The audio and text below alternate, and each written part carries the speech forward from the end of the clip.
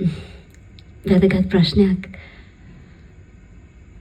කාලෙන් කාලෙට අපේ බලාපොරොත්තු අපේ පරමාර්ථ වෙනස් වෙනවා.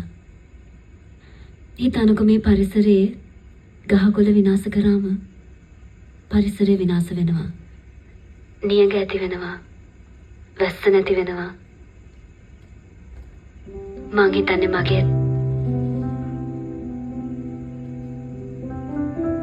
මං හිතන්නේ මගේ ජීවන පරිසරයේ ඒ වගේ හොදා පාළුවක් සිද්ධ වුණා.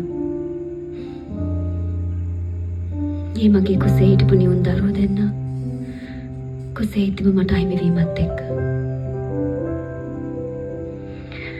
දැන් ඉතින් නර්තනය තමයි මගේ භාවනාව. මගේ කියන හැමදේම. මම දැක්ක ඔබතුමිය ගැහැණිය ගැන බොහොම වේදනාවෙන් කතා කරනවා.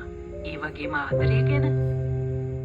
ගැහැණියකගේ හදවත කියන්නේ මේ ලෝකේ වඩාත්ම සංවේදී දේවල් වලින් එකක්.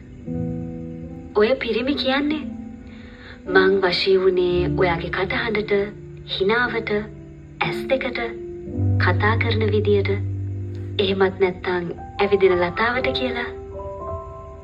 හැබැයි ගැහැණියක් ආදරය කරන්නේ සම්පූර්ණ මනුෂ්‍යයාටමයි. එතනදී මම කිව්වේ තාර කළු පාට මිනිහෙකුගේ හදවත නිර්මලම සුදු පාටයි කියලා.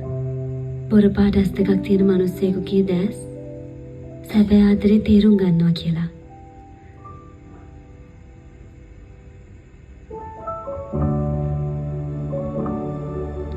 කාගේ හරි ඇස්වල රොඩුවක් තිබුණොත් ඒක හොදලා ඉවත් කරන්න පුළුවන්.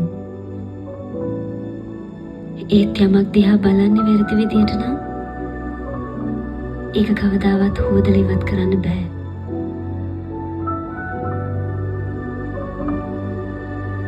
මේක අපිට පොඩ්ඩක් කතා කරන්න පුළුවන් දැනට යන්න.